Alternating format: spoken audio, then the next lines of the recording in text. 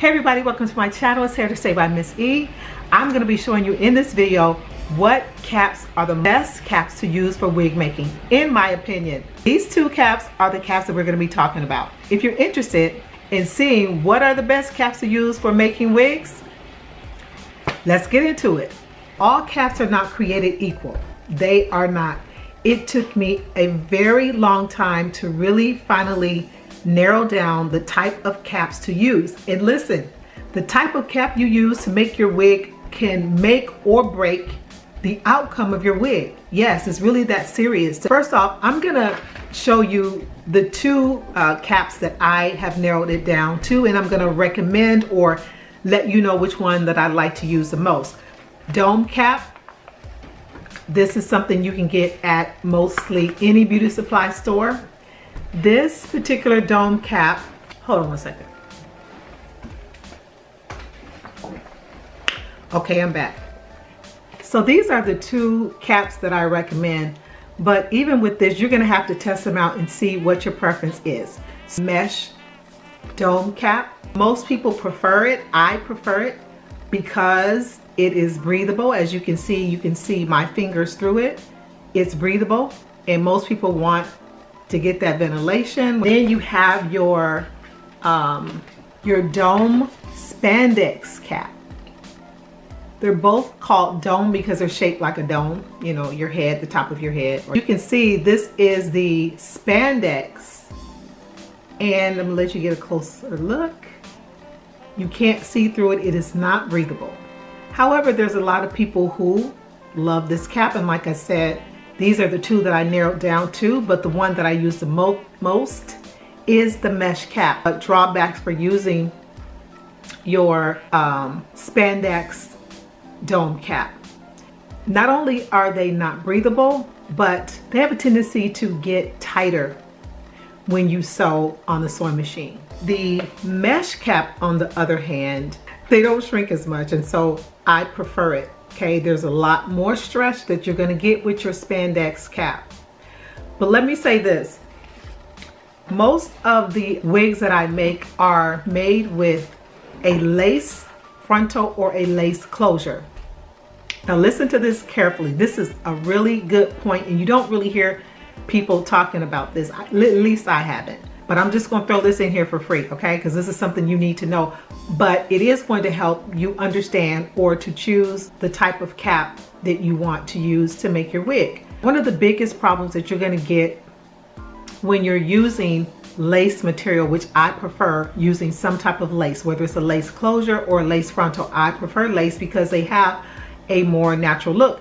The wig that I have on now is a lace, and as you can see, my part looks pretty natural.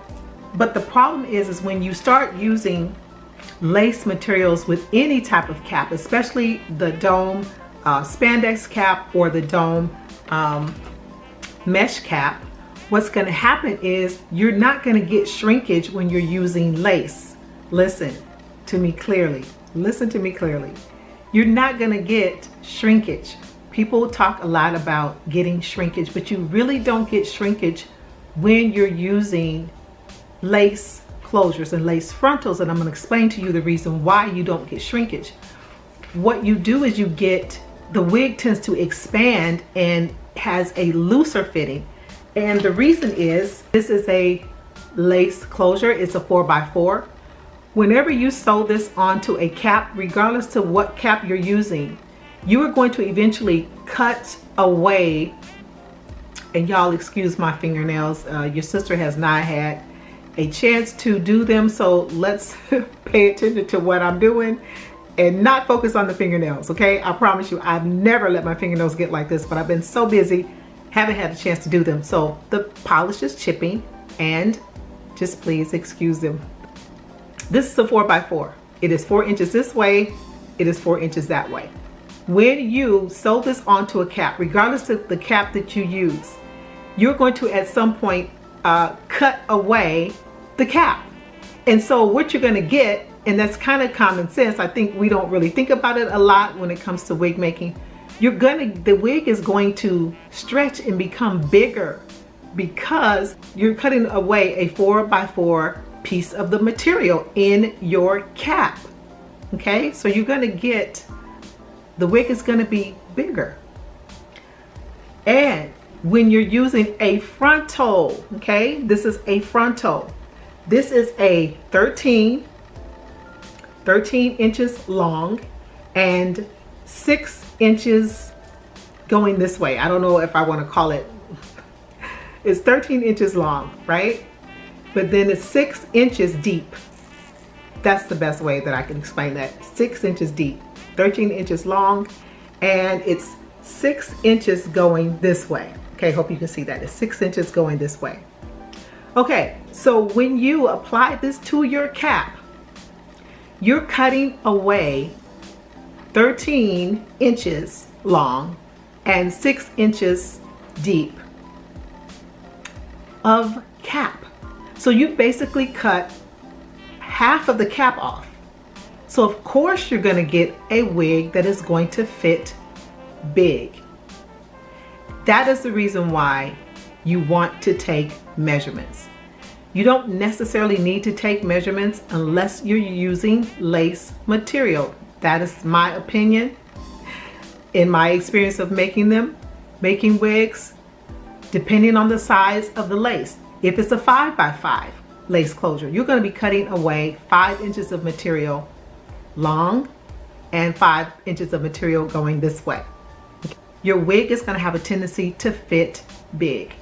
So check out my videos on how to take measurements and how to transfer your measurements onto your cap, and that's going to make any wig that you make out of lace material fit better. I hope you guys enjoyed this video. I hope you guys enjoyed this video. I hope that it was very helpful to you. Make sure you leave a comment. Make sure you ask a question if you need to ask any more questions. And again, check out my videos. I will leave the links in the description below so that you can check out those videos on how to take measurements and how to transfer your measurements so that you won't run into a problem of your wigs expanding because you're using lace materials when you're making your wig on your wig cap. Make sure you like, subscribe, hit the notification bell so that you'll be notified when Miss E has another video. And I hope to see you guys in the next video. Take care. Bye.